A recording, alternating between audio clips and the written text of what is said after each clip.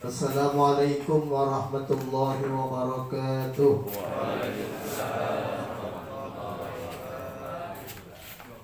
Alhamdulillah bini'matihi tatimmus shalihat wa biwa'dihi tanbaithul qulubu faya'malu sahibuha fil qurbat wa bi'i'adihi taksha'irul juludu fa'abta'ada sahibuha 'anil muhlikat.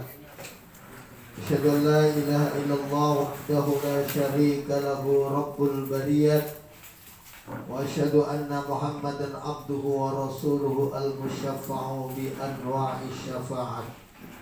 Amma ba'd. Qala Allah ta'ala fi kitabihil karim. A'udzu billahi minasy syaithanir rajim. Kullu nafsin dha'iqatul maut wa innama tuwaffawna ujurakum yawmal qiyamah faman zuhziha 'anil nari wa udkhilal jannata faqad faz wa mal hayatud dunya illa mata'ul ghurur. Wa qala Rasulullah sallallahu alaihi wasallam, ma min ahadin yamutu illa nadima in kana muhsinan alla yakuna izdada wa in kana musian alla yakuna naza'a. Sadaqallahul azim wa sadaqa rasuluhul habibul karim wa nahnu ala dhalika minasyahidin wasyakirin walhamdulillahi rabbil alamin. Para asatid, para hujjat, muazzin, muazzin rahimakumullah, pengurus PKM Al-Falah, Ustaz Kosasi, jamaah rahimakumullah, keluarga besar sahibul musibah almarhum Bapak Priambodo, mudah-mudahan semuanya dalam lindungan Allah Subhanahu wa taala. Amin ya rabbal alamin. Puji syukur kita panjatkan kepada Allah atas limpahan taufik, hidayah, ridho dan inayahnya sehingga kita dapat berkumpul bermuajahah dalam rangka takziah malam kedua, dalam rangka mendoakan almarhum. Mudah-mudahan almarhum diterima iman Islamnya, diampuni segala dosa dan kekhilafannya, keluarga yang ditinggalkan diberikan kesabaran, ketabahan dalam menerima ujian dari Allah Subhanahu wa taala, dan peristiwa ini menjadi iktibar bahwa cepat atau lambat, siap atau tidak siap, semua akan kembali kepada Allah setelah tiba waktunya ajal dan meninggal. Inna lillahi wa inna ilaihi raji'un. Hadirin jamaah rahimakumullah, suatu hari sahabat Abu Usaid atau namanya Malik bin Rabi'ah As-Sa'idi min ahadi kuttabi Rasulillah sallallahu alaihi wasallam. Sahabat Abu Usaid ini bainana nahnu julusun inda Rasulillah sallallahu alaihi wasallam, sedang, kalau bahasanya anak muda, kongko, sedang ngopi, tapi zaman Rasulullah enggak ngopi. Kemudian idja'ahu rajulun min Bani Salamah, ketika Kanjeng Nabi sedang ngobrol dengan Abu Usaid atau Malik bin Rabi'ah ini, datang tamu dari Bani Salamah. Tamunya dari mana, Bu? Bani Salamah. Ya. Lalu tamu tersebut bertanya, ternyata dia habis ditinggal wafat orang tuanya. Bertanya, ya Rasulullah, ini di bab babu asdiqail abbi wal ummi wal zaujati wa yundabu ikramuhum, bab 41 kalau kita buka kitab Riyadhus Shalihin Imam Nawawi, hadis 343.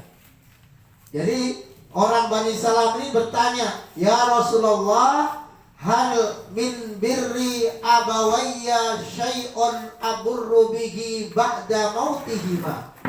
Tahu Bu artinya? Kalau tahu nggak saya terangin. Ya, kalau di TV ada running tag-nya itu, Pak. Jadi sahabat ini bertanya, "Ya Rasul, apakah anak yang ditinggal wafat orang tuanya hal min birri abawayya aburruhuma ba'da mautihima, masih ada kewajiban yang harus dilaksanakan atau selesai dikubur wassalam?" Nah, ini penafsirannya makanya ada ikhtilaf, ada yang tahlil dan gak tahlil. Ini yang tahlil.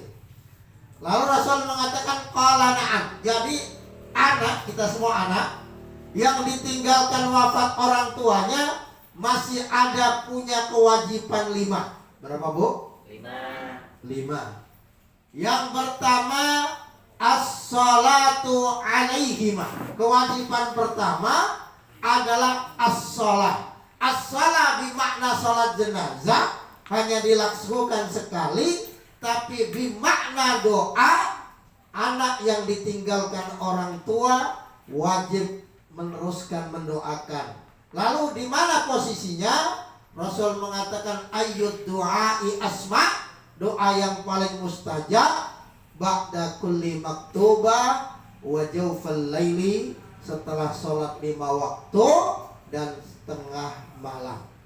Jadi kalau habis isya bareng-bareng begini, anaknya sholat malam tetap mendoakan almarhum ba'da sholat.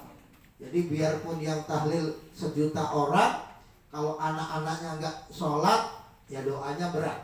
Karena yang lain ini hanya membantu, tapi tugas pokok wajibnya adalah zuriyahnya, anak-anaknya. Makanya pertama sholat. Bahkan kalau sholatnya berulang-ulang, kalau di saya di Jawa itu, Bu, sholat jenazah itu bergelombang dan ada MC-nya, Ustaz. Karena orang kampung jauh-jauh. Gelombang pertama Al-Mukarram Kiai Haji, gelombang kedua sampai 40, sampai nunggu, sampai banyak. Kalau di kota di Tangerang itu sekali di masjid ya. Jadi keluarga boleh menyolatkan berulang-ulang. Rasulullah ketika wafat pamannya Hamzah bin Abdul Muthalib, ketika perang Rasulullah mengulang-ulang, ada lagi yang nyolatin ikut. Ini yang pertama. Lalu kewajiban yang kedua adalah wal istighfaru lahuma. Ad-doa di sini lebih spesifik, memohon kebaikannya diterima. Sholatnya, jamaahnya, sedekahnya, silaturahimnya, kebaikannya diterima. Lalu yang kedua wal istighfaru lahuma, memohonkan ampun. Sebagai manusia pasti punya salah. Makanya Allahumma in kana muhsinan fazid fi ihsanihi. Tentu. Jadi bahasa yang tepat itu jangan jikalau, barangkali, pasti selama hidupnya punya kesalahan, fatajawaz an khotoyahu, maafkan kesalahannya.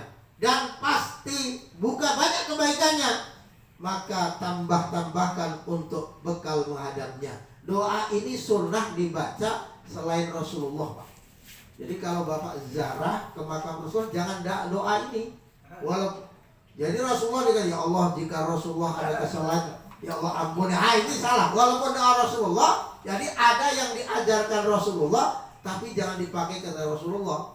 Kalau manusia pasti in kana muhsinan, kalau punya kebaikan pasti banyak kebaikan almarhum, maka tambahkan untuk menghadapmu bekalnya. Kalau punya kesalahan pasti punya kesalahan, hablum minallah, hablum minannas, maka ampunkan.